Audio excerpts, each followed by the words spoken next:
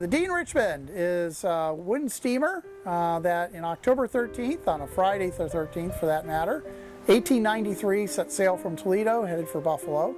What they didn't know is that one of the most powerful hurricanes ever recorded was sweeping up through the Carolinas and entered the United States through Virginia and then passed over Buffalo and Lake Ontario.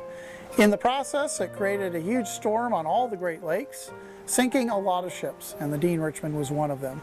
The Dean was last seen off of Erie, Pennsylvania, with both of its stacks down, which meant water could pour in and extinguish the engines, and it also seemed to be having steering problems.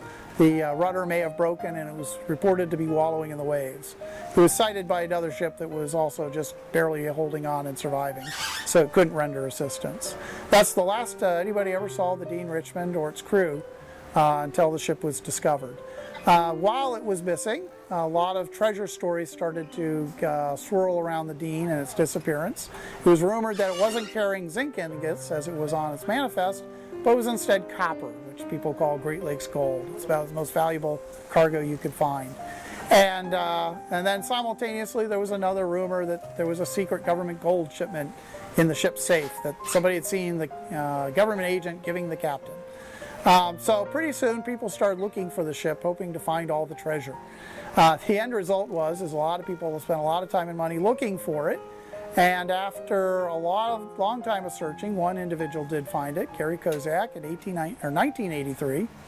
And what he discovered, of course, was no copper. There was just zinc ingots. And they did find and raise the safe, and they only discovered soggy papers. There was no gold. So the end result is there was no treasure ship, but we do have a lovely dive site today because of it. It is upside down, which is unusual for a wooden ship. They usually sink upright. So it kind of is a testament to the power of the storm.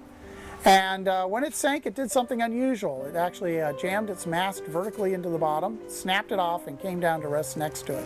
Now you see what people look like is a telephone pole sitting out vertically out of the bottom, right next to the wreck on the western side amidships.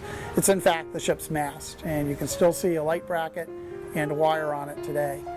The surrounding parts of the wreck, even though it's upside down, is actually very interesting. There's a lot of debris around the ship on the bottom, as well as steel plates coming off, and at the stern, where the mooring is usually tied, you also have twin props and a rudder. One of the propellers is missing, but the other one is there, and the rudder is large and it has a very attractive rounded stern fantail that's pressed into the bottom. It's a pretty easy wreck to dive in the sense that it's only in 110 feet of water. The top is right around 100, and a recreational diver with aluminum 80 has plenty of time to circle the wreck once before having to go up.